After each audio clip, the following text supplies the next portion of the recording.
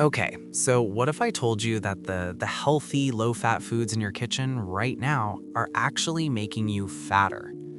Here's just a mind-blowing fact for you. Since the 1980s low-fat craze began, obesity rates in America, they've tripled. Coincidence?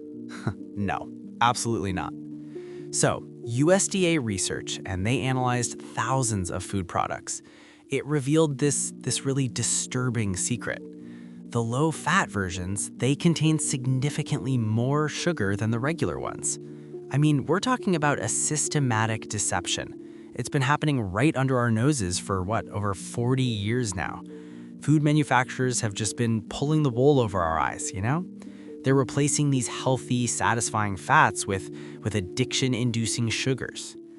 Stay with me here because what I'm about to reveal is I think it's going to completely change how you shop for groceries. And it could be the key to finally losing that stubborn weight that low-fat dieting it never could touch. You know what really gets me fired up? It's the fact that millions of Americans have been struggling with their weight for decades, and they're faithfully buying these low-fat and fat-free products, right? Thinking they're making a healthy choice. But all the while, they're actually consuming more of the one ingredient that is scientifically proven to make us store fat and crave more food, and that's sugar. Let me take you back to where this whole mess started. It was July 1976. Senator George McGovern was holding these hearings in Washington, D.C. about the connection between diet and heart disease. And for good reason, right? I mean, members of Congress were literally dropping dead from heart attacks at these alarming rates. 8 senators died of heart disease during the 60s and 70s alone. Something had to be done. But here's where the story takes a wrong turn. The scientific evidence, it was incomplete. The experts they called in had these really strong opinions, sure, but not necessarily solid long-term research. So the result? America got its first set of dietary guidelines, which essentially just declared war on fat and promoted carbohydrates as the solution. And the food industry, well, they saw a golden opportunity. Here's what they did next, and this is where it gets just downright sneaky. If Americans wanted low-fat foods, okay, they'd give them low-fat foods. But they faced this massive problem. When you remove fat from food, it tastes like cardboard. Fat carries flavor. It provides a satisfying texture. It makes food, edible. So what did they do? They replaced the fat with sugar. Lots and lots of sugar. A comprehensive USDA study confirmed this, finding that low-fat versions of yogurt, salad dressings, crackers, even meat products, virtually everything labeled low-fat, had been pumped full of sugar just to make it palatable.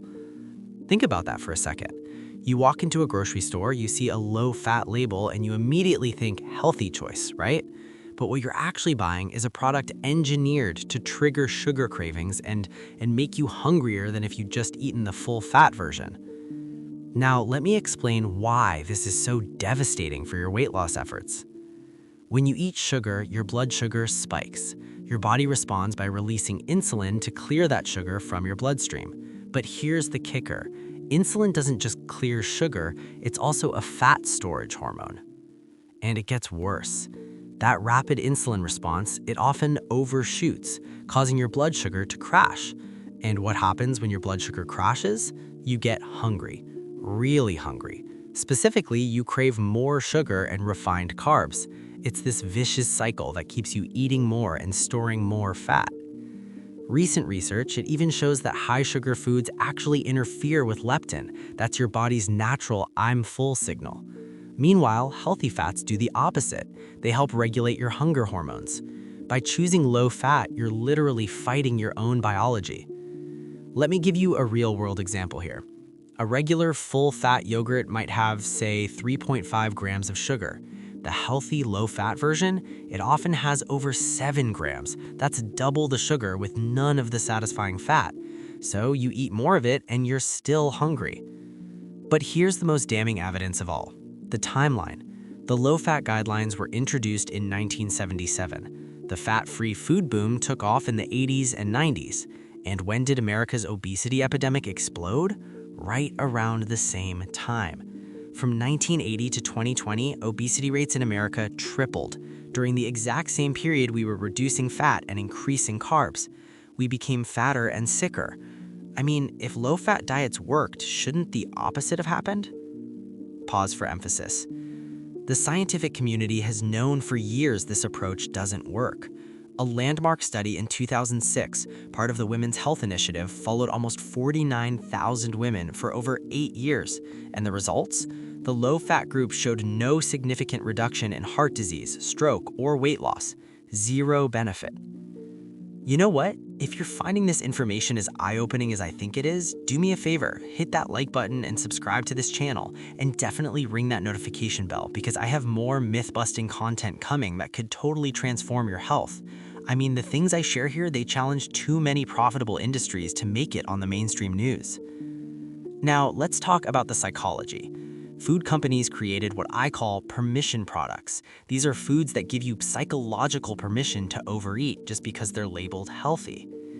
Have you ever eaten more of something specifically because it was low fat? Of course, we all have. It's called the health halo effect, and food marketers exploit it ruthlessly. The perfect example, Snackwell's Devil's Food cookie cakes.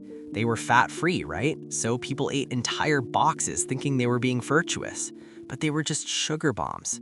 The cruel irony is that these healthier alternatives often made people gain more weight than if they'd just eaten a smaller, satisfying portion of the full-fat original. Now, here's the solution, and it might be the most important point today. It all comes down to satiety, that feeling of fullness.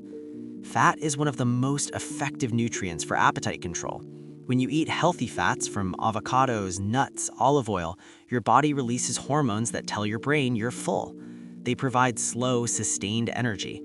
It's the difference between burning a piece of paper and a hardwood log in a fireplace. One is a brief, intense flame that leaves you cold. The other provides steady, sustained heat for hours. That's sugar versus fat. So here's the bottom line. For over 40 years, we've been sold a lie. Low-fat foods aren't health foods. They are sugar-loaded, processed products designed to keep you hungry and coming back for more. The obesity epidemic isn't happening despite our low-fat obsession. It's happening because of it. The solution? Stop fearing healthy fats. Start reading ingredient labels instead of the marketing claims on the front of the box. Choose whole, real foods. Your body knows exactly what to do when you feed it what it actually needs. What's your experience been with low-fat diets? Have you been a victim of this marketing trap? Drop a comment below and share your story. Next week, I'm exposing another massive health myth. Juice cleanses destroy your health, what science says. You will not want to miss it.